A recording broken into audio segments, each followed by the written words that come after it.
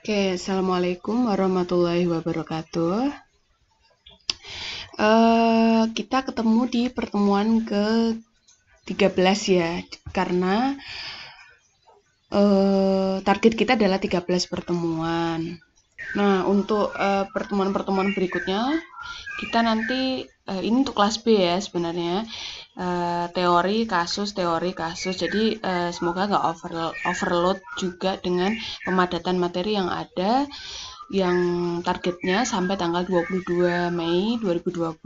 Walaupun kalau di sekolah vokasi pada mata kuliah praktik boleh sampai awal Juni. Jadi sebelum UTS boleh ada presensi lagi.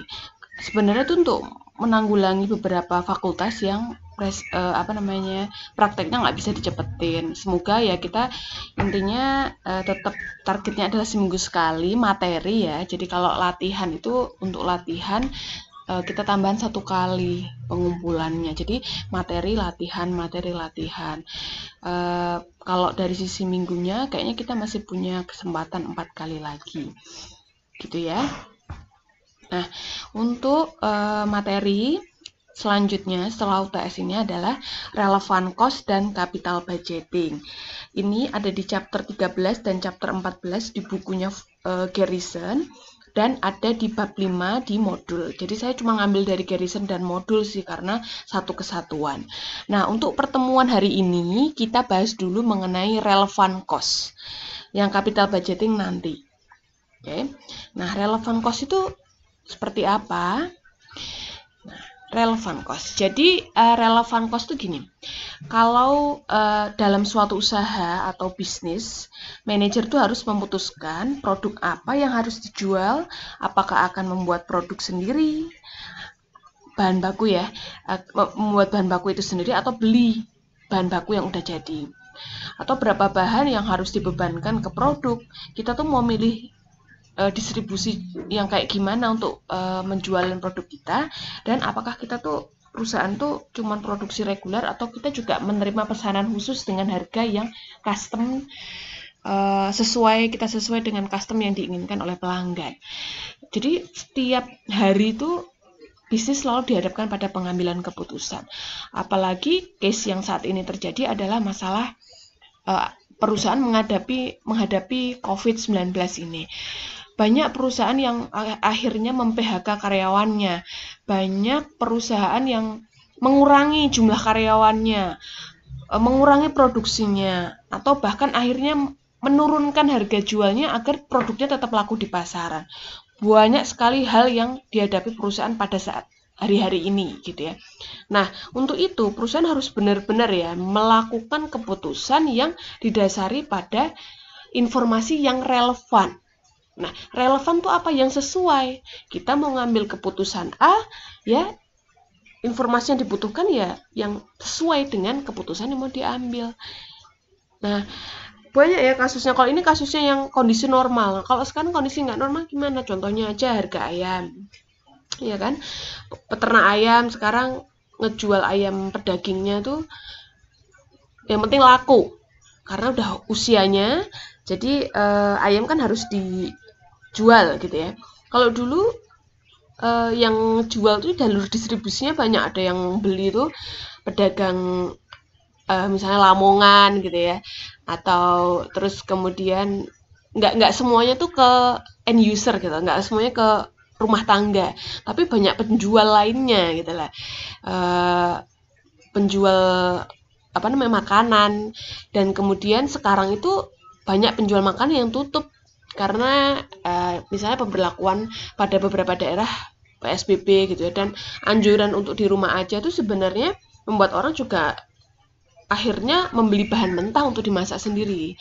Makanya sekarang banyak penjual ayam yang nggak bisa jual itu ke tengkulak kan, karena tengkulaknya pun nggak bisa jual ke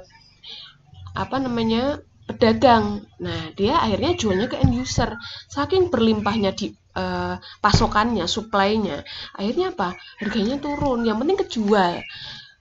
Turun banget harganya. Nah, hal kayak gitu kan perusahaan harus ngambil keputusan ya, usahawan atau pebisnis harus ngambil keputusan. Boleh nggak? Bisa nggak kita jual kayak gini? Kita masih nutup nggak? biaya karyawan yang masih tetap kerja di tempat kita. Apa kita harus kurangin karyawan? Atau sebagian karyawan aja yang kita kurangin? Atau semuanya kita off dulu deh usahanya? Banyak sekali keputusan. Nah, oleh karena itu tadi, kita harus membutuhkan informasi atau data untuk pengambilan keputusan yang relevan. Nah, oleh karena itu, membuat keputusan merupakan tugas yang rumit dan complicated dan komprehensif karena dihadapkan pada beberapa alternatif dan banyak data. Kalau kayak gini gimana keputusan A, kalau keputusan B yang diambil kira-kira kayak gimana dampaknya, karena segala sesuatu dalam bisnis itu berhubungan dengan cost and benefit. Even itu dalam kondisi moneter yang dihitung dalam kuantitas ya, atau yang kualitatif. Terus, pengambil keputusan harus menggunakan data yang relevan. Oleh karena itu, decision maker, pengambil keputusan harus bisa membedakan mana biaya yang relevan dan mana yang tidak relevan untuk pengambilan keputusan. Jadi, kita harus identifikasi dulu, pahami dulu. Maksudnya biaya relevan tuh apa toh? Biaya yang nggak relevan tuh kayak gimana? Ya. Nah, jadi itu paham dulu alasannya. Di kondisi kita sehari-hari tuh, topik ini tuh berharganya buat apa. Dan sebenarnya ini nggak cuma buat pebisnis aja ya, buat kita sehari-hari tuh bisa, kalian tuh bisa. Misalkan kalian punya keputusan ya, dihadapkan pada beberapa alternatif gitu ya. Saya mau ngikutin kelas ini, atau saya ada interview di kesempatan magang di mana gitu misalnya. Pada kondisi yang sama tuh Anda harus memutuskan, Kak, saya mau ngambil kuliah ini, atau ngambil course di sini, atau ambil interview di sana. Kita harus mempertimbangkan cost dan benefitnya. Nah, kalau secara akuntansi manajemen adalah mana yang masih memberikan benefit yang lebih, seharusnya pengambilan keputusan itu yang diambil. Tapi secara real kita ambil keputusan tuh nggak cuma secara benefit, secara kuantitas aja, tapi juga secara kualitatif. Artinya jangka panjangnya itu kayak gimana sih kita kalau ngambil keputusan A, gitu ya. Dan banyak sekali di kehidupan kita yang kita tuh ngambil alternatif-alternatif itu, dan kita harus ngambil logika yang tepat, dasar keputusan yang tepat agar keputusan kita tuh paling nggak memberikan resiko yang lebih kecil.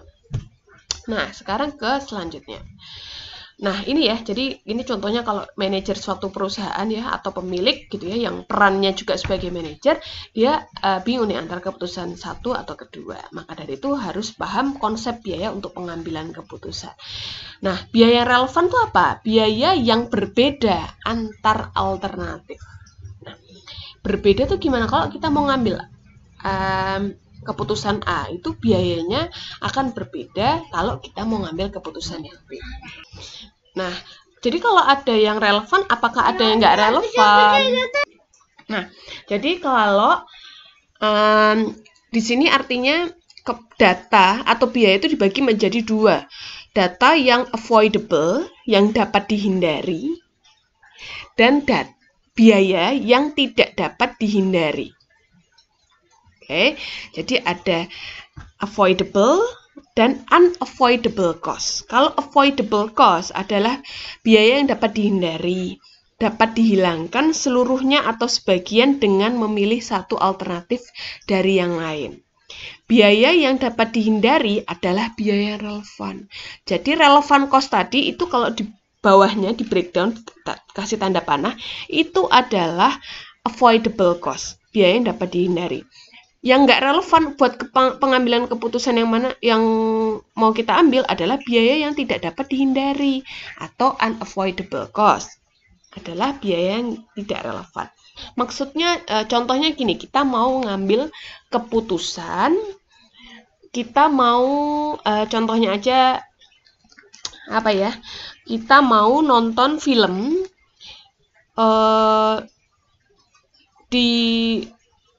di bioskop, atau kita mau nonton film di kos-kosan aja misalnya gitu ya. Nah, kalau di kos-kosan misalkan kita, kalau film terbaru misalkan, kalau dulu kan kita harus pinjam CD gitu ya, kita kasih gambaran itu misalkan film CD atau ke bioskop nonton film. Nah, oke. Nah, Ini saya buat contohnya. Jadi kalau kita alternatif 1 adalah bioskop, 2 nonton film di kos-kosan. Nah, jadi apa saja kos yang keluar pada saat kita nonton di bioskop dan nonton di kos-kosan? Kan kita harus mempertimbangkan, misalkan nonton di kos, kira-kira biaya yang keluar apa? Adalah biaya sewa CD. Oke. Biaya sewa CD. Kalau di sini adalah tiket nonton film bioskop. Terus apalagi yang keluar? Misalkan ada transport. Entah itu kalian mau naik kendaraan umum atau naik motor, ini transport. Kalau di kos kan nggak ada transport kan yang keluar gitu. Terus apalagi? Oke, jadi kalau kita mau nonton kan 2 ini ya.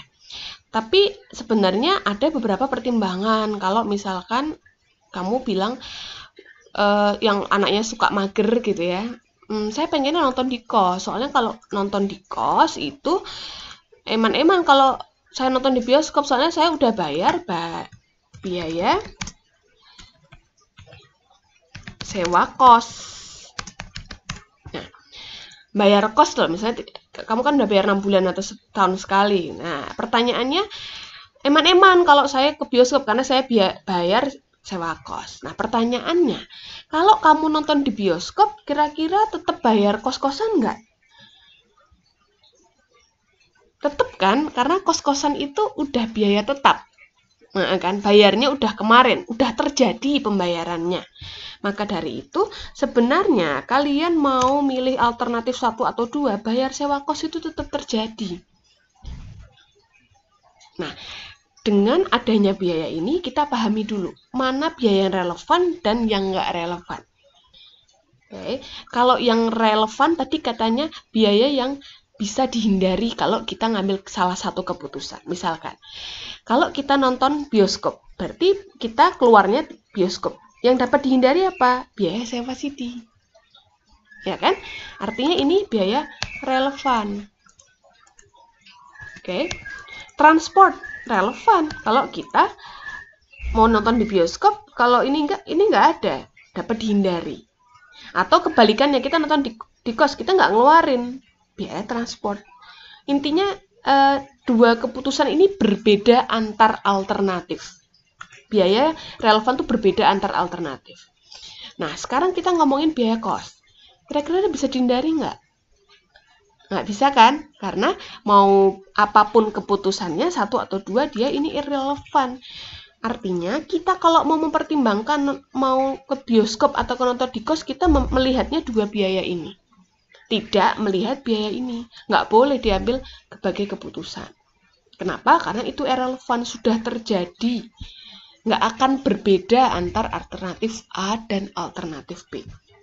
Ya, ini namanya unavoidable cost. Ini avoidable cost. Oke, paham ya? Jadi avoidable itu dapat dihindari ketika memilih satu alternatif tertentu. Gitu ya, contohnya. Nah, kalau di sini dikatakan 2 kategori besar biaya tidak pernah relevan atau irrelevan dalam keputusan apapun, yaitu sunk cost. Sunk cost itu biaya yang udah tenggelam, sunk itu tenggelam, udah terjadi. Apa itu yang udah terjadi? Contohnya di keputusan yang tadi, yang udah terjadi itu ini tadi, biaya sewa kos, udah kamu bayar, udah terjadi. Oke, untuk pengambilan keputusan. Nah, future cost that not differ between the alternative. Jadi biaya di masa yang akan datang yang tidak berbeda antara alternatif. Maksudnya gimana? Misal habis kamu nonton bioskop dan nonton di kos tuh pengennya makan pizza. Kan bisa aja kan, kamu mau di bioskop atau nonton di kos itu sama-sama makan pizza. Jadi cost yang terjadi setelah kamu melakukan alternatif itu. Jadi ini namanya sama, irrelevant cost, future cost that not differ among alternative. Nggak berbeda, bisa aja mau pizza. Makan setelah nonton alternatif ini. Paham ya? Itu namanya irrelevant cost yang nggak bisa kita pertimbangkan dalam pengambilan keputusan. Banyak banget, misalkan nanti kalau kalian udah mau bekerja, milih alternatif mau kerja di Solo atau kerja di Jakarta, ditulis dulu benefitnya apa. Misalkan ini, kerja di Solo, kerja di Jakarta. Dapat dulu, tulis dulu benefit. Misalkan nanti ngitung, oh gajinya kalau di Solo dapatnya 4 juta. Kalau di Jakarta pertama kerja dapat 6 juta. Oke. Nah, kita lihat dulu alternatifnya. Misalkan cost-nya nanti apa aja. Oke, cost-nya nanti apa aja. Jadi apa aja yang kalian keluarkan. Jadi nanti baru dapat selisihnya. Menguntungkan yang mana sih kalau kita kerja di sini ke sini, itu yang kita ambil. Yang relevan untuk pengambilan keputusan. Cost yang tetap terjadi ketika kerja di Solo dan kerja di Jakarta ya nggak digunakan sebagai pengambilan keputusan. Misalkan kamu bantuin nyicil rumah gitu ya. Itu tetap terjadi, rumah di Solo gitu ya. Kamu mau kerja di Jakarta atau kerja di Solo, bayar nyicil kos gitu ya, tetap rumah itu tetap ada. Atau misalkan kamu sewa rumah, bantuin kontrakan rumah keluarga gitu, itu terjadi karena memang itu yang selalu dikeluarkan per bulan, itu namanya irrelevant cost. Oke, kita kembali ke materi. Nah, jadi cara kita melakukan analisis biaya untuk pengambilan keputusan yang pertama adalah identifikasi dulu. Kamu paham dulu itu biayanya relevan atau irrelevan. Caranya tahu gimana? Sebenarnya kalau di perusahaan taunya ya dia itu dari kebijakan akuntansinya sih perusahaan konsep atau perilaku biayanya itu gimana. Makanya tadi yang dikatakan irrelevant sama unavoidable itu sebenarnya lebih ke fix atau variabel. Banyak kan kayak gitu. Oke. Yang pertama, eliminasi biaya dan manfaat yang tidak berbeda di antara beberapa alternatif. Artinya, kita eliminasi dulu biaya yang irrelevan. Terus, keputusan didasarkan pada biaya dan manfaat yang masih tersisa. Selisihnya tadi. Jadi, kalau masih ada selisih antara cost dan benefit, itu ambil keputusan berdasarkan itu. Paham ya? Ini secara kuantitatif dulu. Terus, nah, ada konsep di dalam akuntansi manajemen ini adalah different cost for different purposes. Jadi, biaya yang berbeda untuk keputusan yang berbeda. Tujuan yang berbeda. Artinya, tadi loh, kalau kita mau ngambil keputusan A, kita butuh data A. Kalau ngambil keputusan B, butuh data B. Artinya, bukannya cost itu nggak bermanfaat, tapi tergantung keputusannya. Paham ya? Biaya yang relevan dalam suatu keputusan nggak mungkin bisa relevan untuk konteks yang lainnya. Jadi konsepnya maka different cost for different purposes. Makanya akuntansi biaya itu sangat fleksibel, dinamis gitu ya. Nggak kayak akuntansi keuangan yang memang strict harus kayak gini. Nah, terus contohnya ini ada contoh ketika ada Cynthia. Ini dia mahasiswa di Boston jadi di salah satu kota di US, dan dia pengen mengunjungi temannya yang ada di New York gitu. Terus dia mau ngambil alternatif, sebaiknya tuh aku mau naik mobil sendiri atau naik kereta. Nah, jadi kayak kalian misalkan mau kuliah di Solo, kalian di Boston gitu ya, di New York, kalian di Solo terus mau ngunjungin temannya yang ada di Jogja. Enaknya kita naik mobil atau naik motor atau sebaiknya aku naik kereta. Nah, itu kan keputusan. Nah, sebenarnya kalau kayak gitu kan Anda harus mempertimbangkan beberapa hal yang harus diperhatikan. Kalau mungkin contohnya Solo dan Jogja sih gampang banget, karena kalau kita konteksnya Pramex ya gampang ya. Wes cetol 8.000 tuh murah banget, jadi nggak perlu mempertimbangkan keputusan satunya. Karena di sini nggak banyak kos yang kita keluarkan. Kalau contohnya ini di Boston di Amerika ya banyak kos yang kita keluarkan terkait dengan kepemilikan mobil tersebut. Misalkan ada beberapa hal ya. untuk mobil yang kita punya. Jadi ada straight line depreciation, jadi ada biaya depresiasinya, ada BBM-nya, asuransi, terus kemudian dan lisensi, kemudian maintenance, parking fees at school, dan average cost dan lain-lainnya. Oke, itu fixed cost-nya. Terus ada beberapa hal yang ditambahin, misalkan kalau kamu pakai mobil itu ke perjalanan jauh kan pasti akan mengurangi nilai harga jual kembali nanti di akhir periode gitu ya, karena kilometermu nambahnya cepat gitu ya misalkan.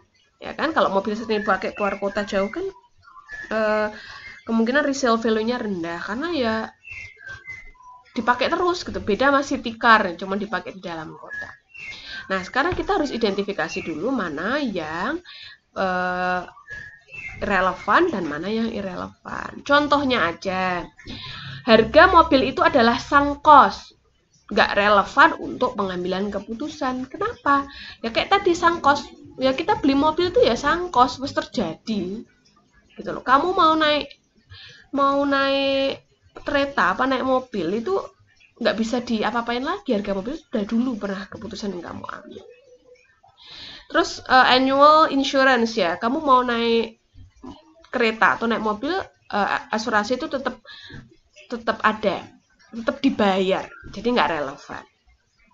Nah, tapi kalau BBM-nya ya jelas dia relevan ya. Kalau kamu mau memutuskan untuk nyetir bawa mobil, artinya kamu nggak harus ngeluarin biaya BBM untuk pergi ke berpindahnya ke tempat itu. Ya, itu relevan. Terus maintenance dan repairs ya, ini sangat depend.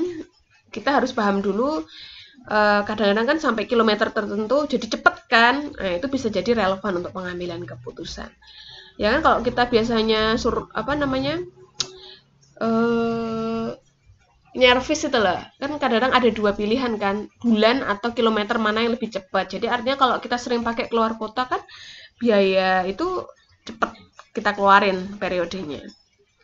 Terus monthly school parking fee itu relevan karena dia harus membayar ketika dia naik kereta. Jadi kayak contohnya kalau kamu naik kereta, kamu nitipin motor gitu ya atau mobil, itu adalah biaya relevan untuk pengambilan keputusan. Kenapa? Karena kalau kamu bawa motor itu sendiri kan nggak bayar parkir. Kalau ini contohnya school parking fee kalau kita di station ya. Oke. Dan banyak ya, misalnya decline in resale value itu jadi relevan cost gitu ya. Relaxing on the train is relevant, tapi difficult untuk membebankan secara dolar. Jadi kalau kamu naik kereta kan enak ya, bisa leyeh-leyeh lah, relax gitu. Itu sebenarnya relevan, tapi susah untuk diukur. Oke. The round trip train fare is clearly relevant if she drive, the cost can be avoided. Oke.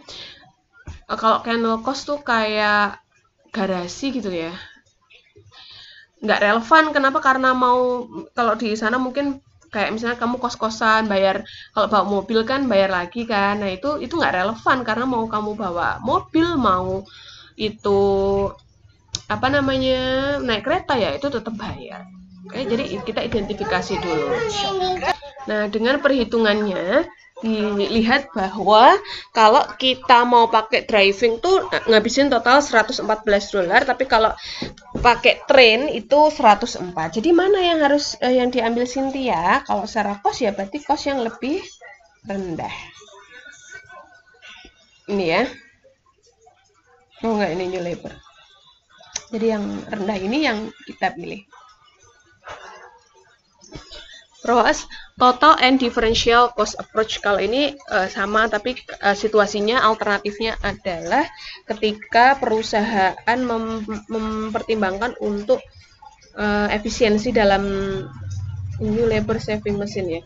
Jadi efisiensi dalam tenaga kerja, dia pengen beli mesin baru untuk menghemat tenaga kerja, maka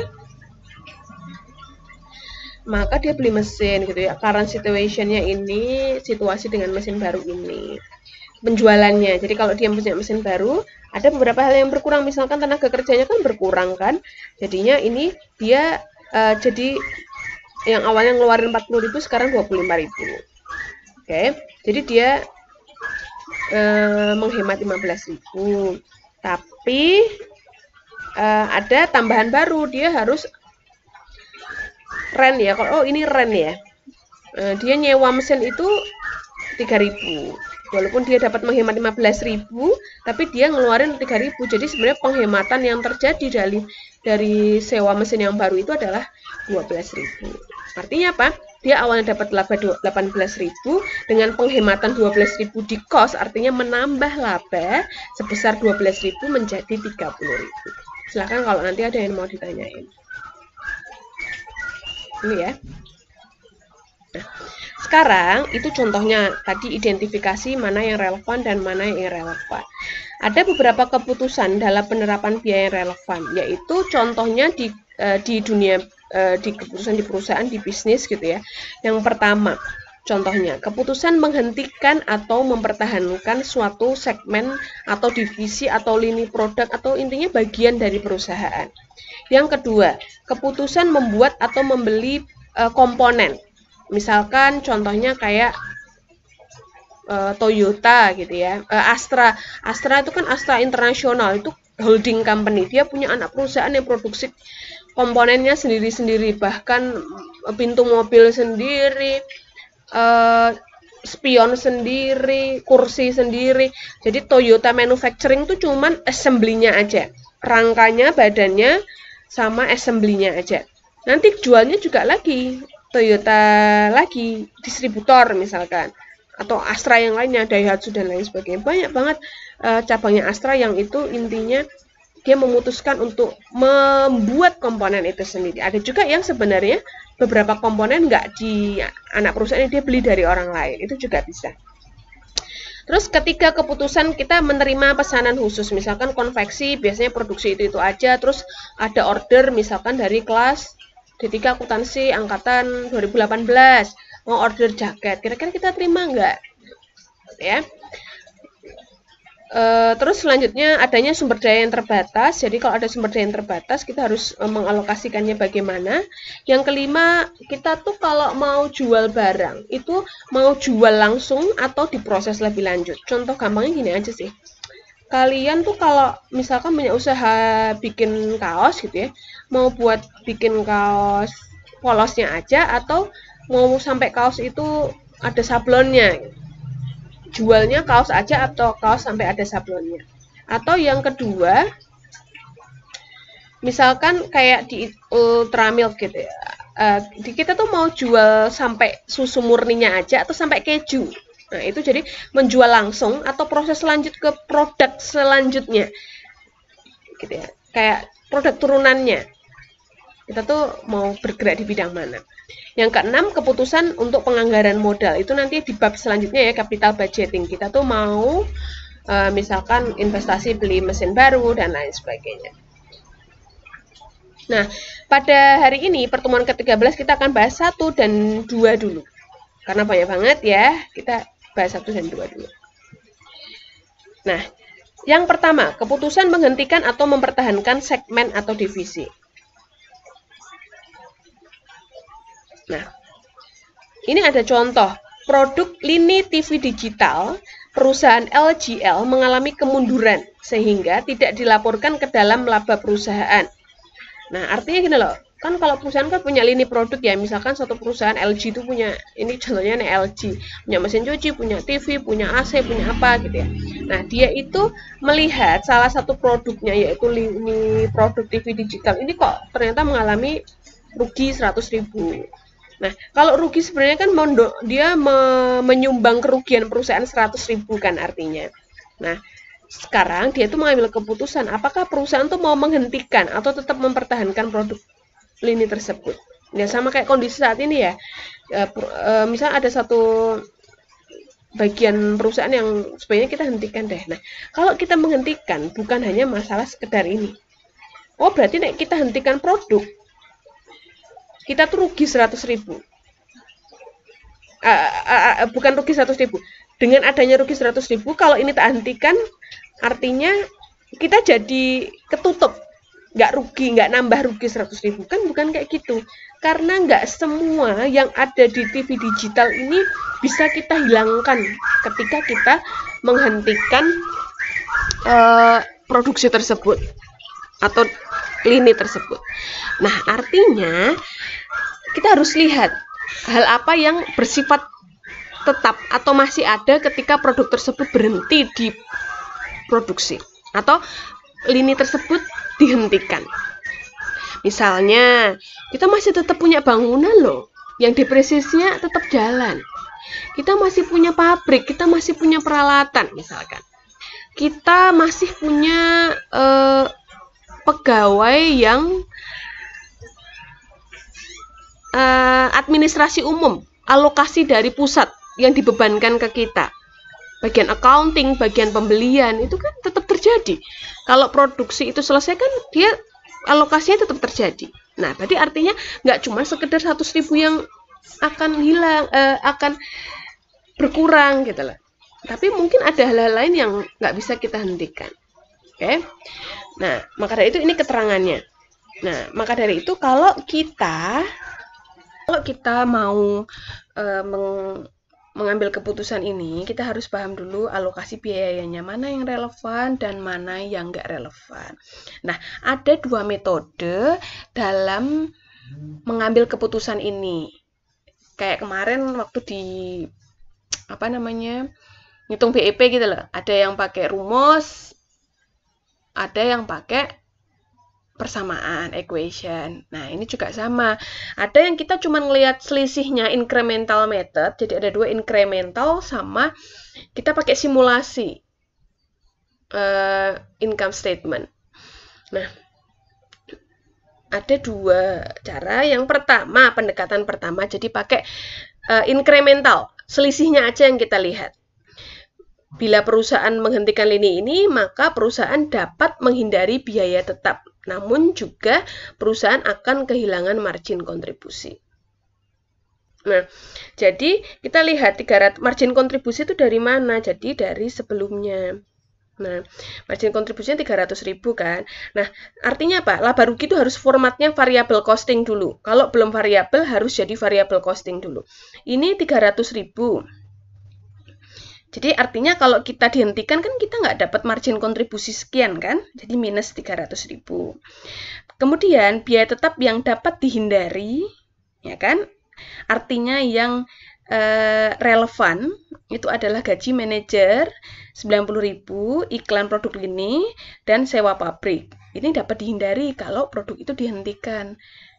Oke, ya ini harusnya tambahan informasinya nggak cuma kayak gini, ini kan asumsi aja kan, oh gaji manajer tuh jadi nggak ada kan kalau divisi itu dihentikan, jadinya kita bisa hemat 90.000.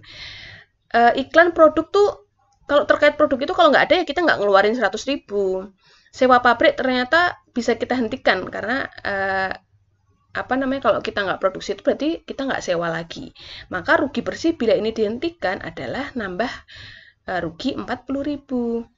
Nah, produk lini TV digital tidak akan dihentikan, karena bila dihentikan, perusahaan akan mengalami kerugian yang lebih besar.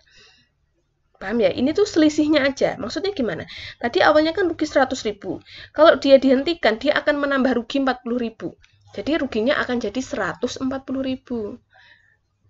Jadi keputusan itu akan dihentikan ketika ininya positif. Ngurangin rugi. Ya kan, perusahaan kan pengennya menghentikan ngurangin rugi. Lah kok ini malah nambah rugi? Karena ada biaya yang nggak bisa hindari. Oke, beberapa hal yang perlu diperhatikan. Depresiasi peralatan tidak relevan dalam pengambilan keputusan karena merupakan sunk cost, ya kan. Administrasi dan umum dan BOP itu biaya tidak dapat dihindari karena apabila produk dihentikan maka alokasi ke produk lini yang lain. Tadi yang saya bilang administrasi dan umum tuh biaya akuntansi, biaya pembelian itu tetap terjadi, ya kan. Jadi itu akan dialokasikan ke produk lini yang lainnya, pembebanannya kan tetap terjadi di perusahaan, nah, kan. Tuh. Terus, pendekatan yang kedua mungkin lebih gampang buat kalian ya, tapi lebih panjang caranya, membandingkan kalau mempertahankan dan kalau menghentikan. Perbedaannya berapa? Kalau mempertahankan kan sama kayak yang diketahui tadi. Kalau menghentikan, kita nggak dapat penjualan, 0. Ya kan? Kita nggak ngeluarin ini, 0, 0, 0, 0, 0, sampai sini, paham ya? Kita nggak ngeluarin, karena nggak produksi, dihentikan. Tapi yang tetap, jadi bedanya, yang ini yang kita tulis adalah yang tetap terjadi. Kalau tadi kan yang bisa dihindari. Kalau pakai ini yang tetap terjadi. Oh, BOP tetap terjadi, yang tetap. Gaji manajer ini 0 jadinya kan, karena bisa dihindari kan. Terus depresiasi itu tetap 50.000 terjadi. Dan administrasi dan umum tetap 30.000. Jadi artinya total biaya tetap 140.000, dia akan rugi 140.000. Oke, ini perbedaan atau selisihnya sama kayak yang cara sebelumnya. Artinya keputusannya apa? Perusahaan akan tetap mempertahankan, karena dengan mempertahankan dia rugi 100.000. Dan dia akan, ketika menghentikan produk lini ini, dia akan rugi 140.000. Gitu ya. Caranya gimana ya? Diambil langkah selanjutnya. Oh, berarti harus kita ambil langkah jangka panjangnya. Gimana caranya? Gitu ya. Nah, contoh lain, ini diketahui. Ini harusnya diketahui hal kayak gini nih. Salaries expense merepresentasikan salaries yang dibayar untuk karyawan yang bekerja secara langsung dan sebagainya. Harusnya kayak gini. Ini contohnya. Nah, kalau di sini dibagi dulu not avoidable sama avoidable. Yang avoidable apa? Gaji, iklan dapat dihindari, sama asuransi. Kebetulan asuransinya ini kasusnya dapat dihindari. Tapi beda-beda ya. Setiap kasus itu nanti beda-beda. Not avoidable, contohnya peralatan, depresiasi alat, terus kemudian sewa. Kebetulan sewa ini nggak bisa dihindari, kalau tadi bisa. Makanya beda-beda per kasus.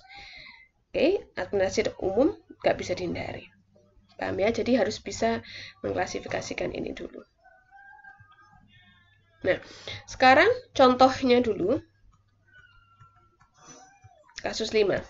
Yang nanti kalian kerjain.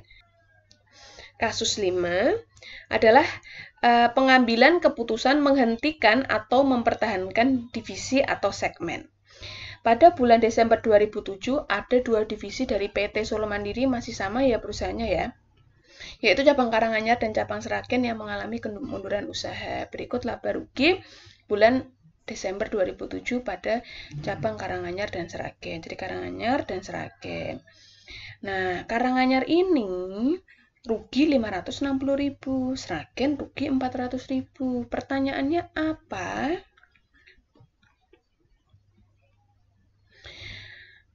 Saudara diminta melakukan analisis apakah kedua divisi tersebut dihentikan atau dipertahankan. Oke, dengan analisis tersebut, kalau yang Karanganyar pakai pendekatan margin kontribusi atau incremental. Oke. Nah, kira-kira kalau caranya ngerjain gimana? Kalau pakai contribution margin kan harus tahu variabelnya tetapnya kan? Nah, ini masih pakai model absorption atau full costing. Maka harus kalian ubah dulu ya ke metode variable costing. Nah, kalau itu kan udah tahu, jadi margin kontribusi dikurangi biaya yang dapat dihindari. Oke. Yang kedua, divisi Sragen pakai laba rugi komparatif. Jadi metodenya kayak yang kedua tadi, komparatif. Nah, nanti kalau udah dihitung, keputusannya bagaimana? Coba nanti kalian kerjakan, kalau ada yang bingung bisa tanya ke saya. Kita diskusi aja nanti ya. Oke, itu yang keputusan yang pertama, silahkan dikerjakan.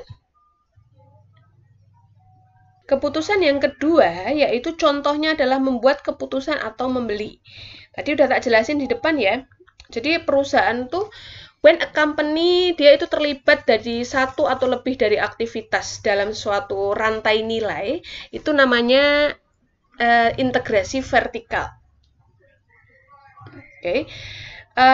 Keputusan itu diambil dengan melakukan rantai nilai secara internal daripada secara eksternal, yaitu membeli dari supplier. Jadi kalau integrasi yang vertikal tuh semua komponen itu dikontrol secara internal. Kayak tadi contohin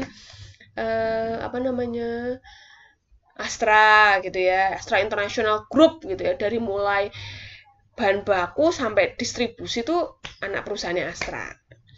Contoh lain susu Ultra Jaya. dari mulai peternakan sampai dia jual keju itu ada di satu grup Ultra Jaya. Paham ya? Ada PT Indofood, dari mulai tepung sampai produksi barangnya ada di satu perusahaan. Itu kalau perusahaan besar mampu dia punya pabrik Bugasari sendiri, Indofood sendiri. Tapi kalau perusahaan kecil, ya nggak bisa terspesifikasi kayak gitu. Mungkin dia akan nyari hal yang sifatnya spesifik. Ya udahlah kita bikin produksi minyak aja gitu. Nggak kuat kalau harus bikin dari tepung gitu ya. Ya udah beli dari supplier. Nah, jadi keadaan tuh berbeda. Yang bisa menyebabkan suatu perusahaan tuh bisa internally vertikal gitu ya. Kondisinya berbeda-beda. Jadi kenapa tujuannya apa kok mau internally vertikal? Arusnya tuh jadi smooth gitu ya.